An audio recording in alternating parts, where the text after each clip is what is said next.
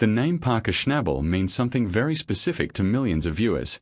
A young guy in a hard hat, standing knee-deep in Alaskan mud, somehow running one of the most demanding operations on television. But behind the machines, the record goal hauls, and the confident mine boss persona, there's a story most people haven't fully heard. A story about grief, isolation, failed love, and a fortune built on more than just gold. And it starts earlier than you might think. Parker was just 16 years old when his grandfather, John Schnabel, handed him the keys to the Big Nugget mine at Porcupine Creek, Alaska. Not as a summer project. Not as a learning exercise. As a real, functioning mining operation tied to the family's name and 4 decades of hard work. John had bought the claim back in 1984, at 68 years old, fresh off triple bypass surgery, because his doctors told him to stay active. Over the next 20-plus years, he turned it into something worth protecting. And when it was time, he chose Parker. Most teenagers at 16 are worried about exams and weekends. Parker was managing workers, making expensive equipment decisions, and asking himself whether the season would survive long enough to matter. But here's the part that really puts it in perspective. He left college after just 1 semester to go back to Alaska. Not because he failed. Because his grandfather needed him. The cameras from Gold Rush arrived in 2011, when Parker was 17. And what viewers got wasn't just a mining show. It was a front row seat to someone growing up in real time. Mistakes, pressure, exhaustion, and all. His gold totals climbed season after season. By season 5, he had pulled over 1,000 ounces from the ground. By season 7, he was chasing 5,000. Before he turned 25, he was earning more from mining than most people see in years of ordinary work. But every record came with a cost that the cameras could only partially capture. 12-hour days in freezing temperatures. Equipment failing at the worst possible moments.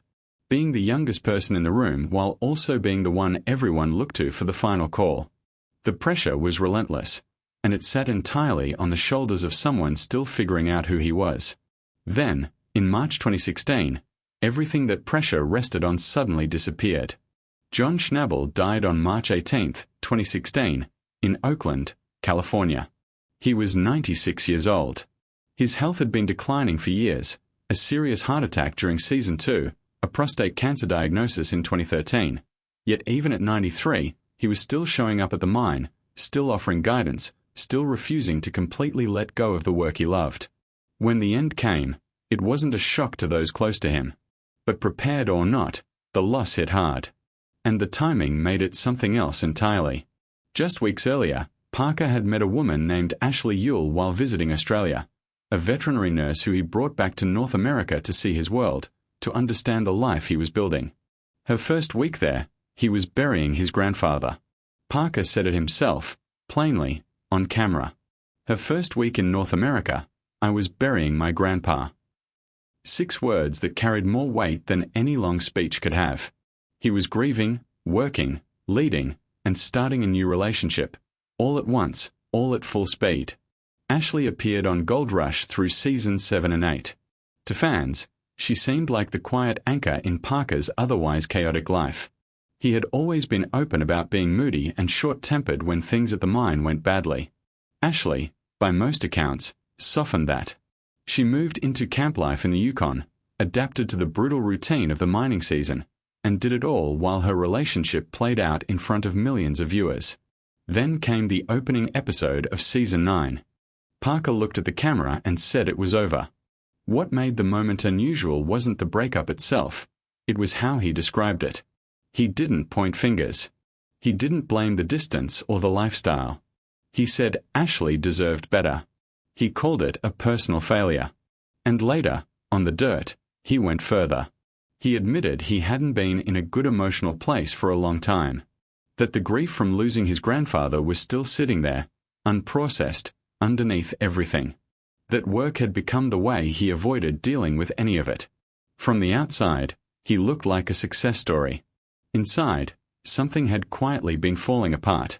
Ashley handled the aftermath with dignity. She cleared her social media of every trace of that chapter, the photos, the Yukon memories, all of it, returned to Australia, resumed her veterinary career, and eventually moved on with her life. Parker kept moving forward the only way he knew how. He worked harder. That pattern, pushing deeper into the job when life gets complicated, is one Parker has spoken about honestly. The mining lifestyle simply doesn't leave room for much else. Months in remote wilderness, surrounded by crew, followed immediately by planning for the next season. Todd Hoffman, who ran his own team on the show for years, said it plainly: 6 months away from home every year destroys relationships. Parker has never been married. He's never let things get that far. And he doesn't pretend the two things, the career and the personal life, are easy to hold at the same time. So where does that leave him now, at 31? His net worth sits at an estimated $10 million. He's been working the Scribner Creek claim in the Yukon, a property he bought himself, and his competitive edge hasn't dulled at all. In season 15, he even tried to buy out Rick Ness's mining operation, a move that stirred up real tension. He still arrives first, leaves last, and takes a bad season personally. But something else showed up in season 15 that was harder to miss. A major machine failure threatened to wipe out millions of dollars at a critical point in the season. Parker didn't explode. He didn't blame the crew. He got quiet, assessed the situation, and started making calls. The guy who was once quick to lose his temper under pressure had become someone who pauses before he speaks, even when everything is falling apart. His grandfather used to tell him to be more patient, to be kinder to people. It took years of hard lessons before that advice actually landed. But it did. He's also been more open about what he wants beyond the mine. A real relationship. A family. A life that doesn't collapse the moment the season ends. Whether he can actually build that while running a mining empire that demands everything he has, that's the question no camera can answer for him. The gold records are real. The fortune is real. But the most interesting part of Parker Schnabel's story might still be ahead of him.